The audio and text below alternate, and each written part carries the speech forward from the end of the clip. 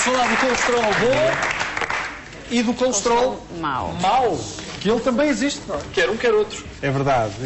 Realmente, normalmente estamos habituados a ouvir só falar de colesterol e por vezes as pessoas ficam muito assustadas, sabem que é algo que não é muito positivo, mas realmente não reconhecem que existe aqui alguns equilíbrios que é necessário respeitar, nomeadamente esse, e que é preciso ter em consideração na abordagem do colesterol, que é a diferença entre o colesterol bom e o colesterol mau. Em parte deve ser o trabalho que preparou para nos mostrar. É verdade. Para além dos seríssimos riscos que corremos de doenças associadas, não é? Correto. Ou seja, vamos a isto? Pode ser. Melhor. Vamos lá lidar com o colesterol. Porquê é que nós nos preocupamos com o colesterol? Realmente o colesterol é uma gordura que pode promover a deposição de gorduras nos vasos sanguíneos. Vemos aqui uma artéria, neste caso é uma imagem de uma artéria do coração. Vemos aqui uma artéria normal, limpinha, e vemos aqui esta com uma placa amarela. Vamos chamar lixo, que é transportado pelo... Gordura, lixo? Exatamente, sim. Gordura. Que acumula. Que acumula. E ao acumular é fácil reconhecer que diminui o espaço livre para a circulação da corrente sanguínea. Isto acarreta um risco aumentado de alguns problemas que podem ser graves. Infartos, acidentes vasculares cerebrais, chamadas tromboses, AVCs. Eu tenho aqui uma pequena animação em vídeo que demonstra como isto pode ocorrer. Vemos aqui então as artérias do coração e seguidamente vamos ver um corte, uma pequena imagem desta artéria. Esta zona amarela é a tal placa de gordura. Sim. Vemos que o sangue está a circular. Por vezes esta placa de gordura pode inflamar e pode começar a formar um coágulo sanguíneo. Vemos aqui a formar-se esse coágulo. Esse coágulo pode libertar-se, forma um êmbolo e que depois acaba por trombosar, acaba por bloquear completamente a artéria. A partir daqui, o sangue deixa de poder passar. Ora, quando o sangue não passa, há toda uma zona do coração, que vemos agora aqui a ficar a negro, que deixa de receber a corrente sanguínea e as células entram em sofrimento e podem morrer, e é aqui que ocorre a situação do infarto. Se isto ocorrer ao nível do cérebro... Independentemente do tamanho do vaso sanguíneo que é afetado. Ora bom, se o tamanho do vaso sanguíneo for um tamanho superior, ou seja, for um ponto ascendente em termos de circulação, a zona afetada é muito maior e o infarto é, de certa forma, tem um maior risco de pôr a vida em causa da pessoa, não é? Porque isso pode ocorrer em vasos de dimensões mais reduzidas sem que demos por isso. Exatamente. Às vezes existe aquilo que nós designamos por microinfartos, ou seja, pode ser numa zona já muito distal, de pequenos vasos sanguíneos, e que por vezes existem outros pequenos vasos sanguíneos colaterais que vão acabar por alimentar as células, e aí os danos são de uma dimensão menor, e o risco para a vida também é menor. Podíamos passar à imagem seguinte. Era então importante que as pessoas compreendessem que existem vários tipos de gorduras no nosso sangue. Existe o colesterol, existem os triglicerídeos, e estas gorduras estão em equilíbrio e umas dependem das outras. Dentro do colesterol temos então aquilo que nós designamos por colesterol bom, chamado o HDL, e o colesterol mau, o LDL. Este colesterol mau, o LDL, é aquele que proporciona aquele depósito de gordura nas artérias e nos vasos sanguíneos que nós observamos. É o HDL em excesso? O LDL? Ou é uma gordura diferente? É uma gordura diferente. O LDL não é o HDL em excesso. Nós praticamente não dispomos de HDL em excesso. Normalmente, quanto mais HDL, melhor. Normalmente existe um efeito cardioprotetor por parte desse colesterol bom. Agora, o colesterol LDL é que não convém de forma alguma que esteja em excesso. Agradecia que passássemos à imagem seguinte. Cá está. Anotei o em excesso e já lhe vou perguntar porquê. Está bem. Diga. Cá está. Temos aqui o bom colesterol e o mau. Muitas das decisões que nós tomamos enquanto médicos, nos conselhos que damos às pessoas, quando aconselhamos as pessoas a fazer atividade física, a optar pelo azeite como gordura de tempero, a evitar o excesso de carnes ou de gorduras de origem animal. No fundo, todas estas recomendações têm um objetivo. E esse objetivo é favorecer, tentar contribuir para aumentar o colesterol bom. Sim. E, por outro lado, tentar diminuir o colesterol mau, o colesterol LDL. Agradecia que passassem à imagem seguinte. E esta é uma dúvida muito frequente que as pessoas apresentam.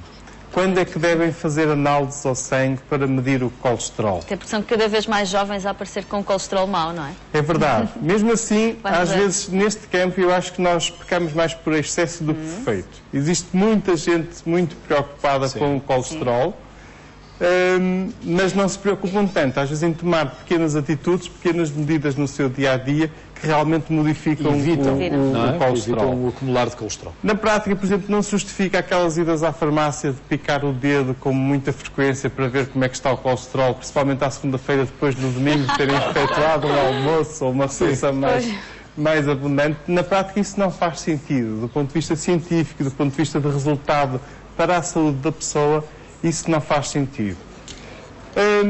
É importante que, pelo menos, os homens comecem a fazer esta medição a partir dos 35 anos. Se o valor estiver normal, recomenda-se que, pelo menos, de 5 em 5 anos, essa medição seja feita. Apenas de 5 em 5 anos? Se o valor estiver normal. Okay. Se o valor estiver alterado, se a pessoa tiver outros fatores de risco, por exemplo, se a pessoa for hipertensa, fumadora, diabético, essa medição deve ser anual. Mas lá está, anual, não se justifica... Não é semanal. Exatamente. Nas mulheres, mais tarde. Nas mulheres é mais tarde, porque o próprio, digamos, o género, o facto de sermos homens, temos um risco maior de ter problemas cardiovasculares, cerebrovasculares, do que as mulheres. Daí que se recomenda que o rastreio comece mais cedo nos homens do que nas mulheres. Eu dizia que afetam-nos mais as coisas do coração a nós do que a vocês. Pronto. Claro, somos muito mais sensíveis, tens toda a razão. Outra pergunta e outra dúvida que as pessoas têm com muita frequência: o que é o valor normal do colesterol? Ora bom, nós consideramos que o valor ideal do colesterol total seja aquele que abaixo de 200. Depois há aqui uma zona de transição que consideramos no limite entre 200 a 239 e depois então um valor elevado acima de 240. Contudo, por exemplo, no que respeita à decisão que o médico tem que tomar se a pessoa deve ou não deve iniciar tratamento, essa decisão não depende só deste valor, do valor do colesterol total. Isto, por vezes, faz alguma confusão às pessoas e as pessoas ficam angustiadas porque comparam os valores entre si e vão verificar que, por exemplo, há pessoas que às vezes com valores de 250, por exemplo, um jovem com 250 de colesterol, que não tenha outros fatores de risco, que pratique atividade física, que não seja fumador, pode não necessitar de tratamento. Mas, por exemplo, uma pessoa aos 50 anos que seja diabética, com um valor de colesterol total de 210, que ainda estaria aqui na zona de limite, já pode necessitar de tratamento. Ou seja, não há aqui uma ligação direta entre este valor de colesterol total e a decisão de ter que fazer tratamento ou não. Sim. Uma outra noção importante é que essa decisão para o médico depende do cálculo do colesterol mau. Nós normalmente nunca nos baseamos, digamos, para decidir se vamos iniciar ou não tratamento apenas no fator colesterol.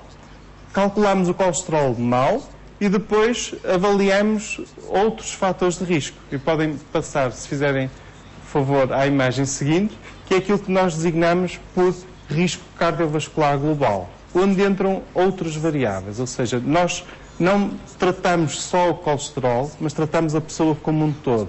Temos em consideração... Não há localização certa do colesterol a mais que a pessoa tem, não é? Mas não, o colesterol circula por toda a corrente sanguínea. Exatamente. Isso é que fará com que esse tratamento tenha que ser global e não apenas multifatorial. Ou seja, temos em consideração a idade, o género, se a pessoa fuma ou não fuma, se tem diabetes ou não tem, se é hipertenso ou não, se é uma pessoa sedentária, se é uma pessoa que tem atividade física, e todos esses fatores é que contribuem depois para a decisão final de vamos tratar, com que medicamento é que vamos tratar, mas até mais importante do que tratar é as alterações do estilo de vida. Alguns telespectadores perguntarão, bom, se estamos a falar de gordura, o que é que o tabaco tem a ver com isto? Se estamos a falar de gordura, não fumo gordura. O problema é que o tabaco tem uma série de produtos químicos que interferem naqueles mecanismos que nós vimos de deposição de gordura nos vasos sanguíneos e até na tal inflamação das placas e que pode contribuir, por exemplo, para aquela inflamação, formação de coágulo, formação de trombo. O tabaco é protrombótico, muito bem. Ou seja, aumenta o risco da pessoa ter infarto ou de ter um AVC. Tem aqui um último recado. Exatamente. A primeira mensagem final é esta.